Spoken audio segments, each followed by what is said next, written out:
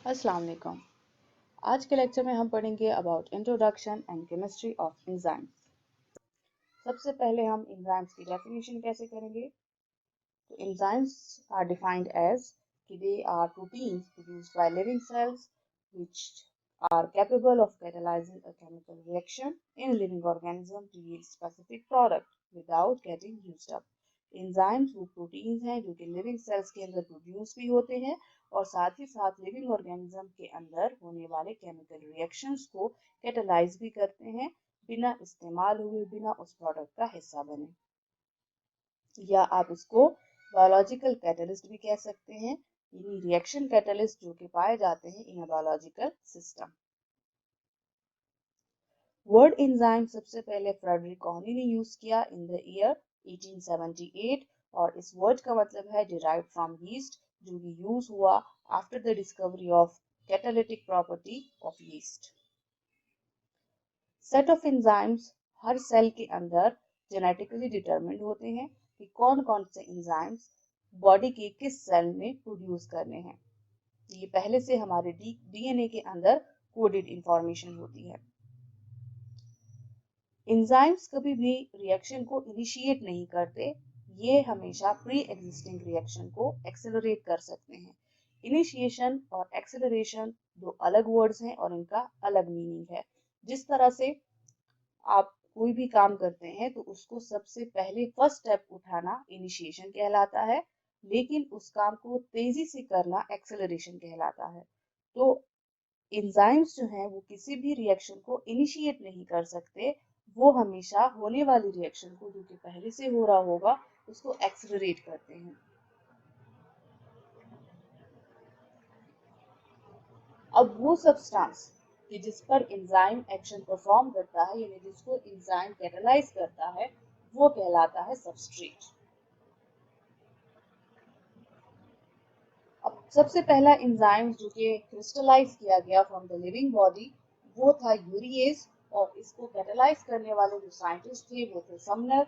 In the year of 1926 he crystallized the first enzyme named as urease. Enzymes को हम दोनों तरह से, यानी कि हम इनसाइड द बॉडी और outside the body in lab use कर सकते हैं केमिकल रिएक्शंस को लो टेम्परेचर्स और लो डाइल्यूशंस पे परफॉर्म करने के लिए। वैसे तो हमने पढ़ा कि एंजाइम्स हमारी बॉडी के इनसाइड प्रोड्यूस होते हैं, यानी इनसाइड लिविंग ऑर्गेनिज्म प्रोड्यूस होते हैं, लेकिन आप उन्हीं एंजाइम्स को इन विट्रो यानी इनसाइड अ लैब या आउटसाइड द बॉडी यूज कर सकते हैं केमिकल रिएक्शंस को कैटलाइज करने के लिए। और इसकी एक बेस्ट एग्जांपल आप घरों में भी देखते हैं कि जब आपको पिज़्ज़ा बनाने के लिए या बेकिंग करने के लिए आपको डो चाहिए, डो बनानी होती है, तो आप उस डो में यीस्ट का इस्तेमाल कर लेते हैं। अब नॉर्मली अगर आप डो को देखें तो वो अगर खुद से खमीर होने लगे तो उसमें आपको 2 से 3 दिन देने होंगे और उसका टेम्परेचर भी हाई रखना होगा। लेकिन एज कम्पेयर टू दैट अगर आप डो में यीस्ट शामिल कर देते हैं तो 2 to 3 डेज में होने वाला प्रोसेस 2 to 3 आवर्स में हो जाता है, और उसके लिए आपको बहुत ज़्यादा टेम्परेचर भी देने की ज़रूरत नहीं पड़ती। तो अब आप जब यीस्ट का इस्तेमाल कर रहे हैं डो को खमीर बनाने के लिए, तो ये इन विट्रो रिएक्शन होगा। In vitro means outside the body, outside the living body, और in vivo means inside the living body. Enzymes are biological catalyst. हम कहते हैं कि एंजाइम्स आर बायोलॉजिकल कैटलिस्ट, लेकिन कैटलिस्ट क्या है, क्या ये हम बता सकते हैं? तो कैटलिस्ट वो एजेंट्स होते हैं जो कि बहुत ही कम मिकदार में यूज हो, किस चीज़ के लिए, ताकि वो केमिकल रिएक्शन की वेलोसिटी को इंक्रीज कर सके, उस रिएक्शन को स्पीड अप कर सके। लेकिन जब वो स्पीड अप करेगा, ये प्रोडक्ट, फाइनल जो प्रोडक्ट होगा उस रिएक्शन का, उसमें आपको वो एज अ पार्ट या एज अ कंपोनेंट नजर नहीं आएगा, तो वो एजेंट कैटलिस्ट कहलाता है। उसी तरह जब एंजाइम हमारी बॉडी में यूज होते हैं तो आप जब फाइनल प्रोडक्ट को देखेंगे उस रिएक्शन के, तो उसमें आपको एंजाइम एज इट इज ही मिलेगा जैसे वो रिएक्शन में एंटर हुआ था। अब अगर कैटलिस्ट वो प्रोडक्ट्स होते हैं जो कि सिर्फ स्पीड अप करते हैं रिएक्शन को, तो हम कह सकते हैं कि रिएक्शंस जो हैं वो एंजाइम्स के बगैर भी पॉसिबल हैं। लेकिन उस सूरत में क्या होगा कि जो रेट है वो बहुत ही स्लो होगी, एक्सट्रीमली स्लो होगी, जो स्पीड ऑफ द रिएक्शन है। जिस तरह एग्जाम्पल में मैंने आपको बताया कि जब आप डो को खमीर बनाना चाहते हैं तो अगर आप उसे विदाउट यीस्ट यानी विदाउट एन एंजाइम करेंगे तो उसमें आपको 2 से 3 दिन का प्रोसेस देना होगा।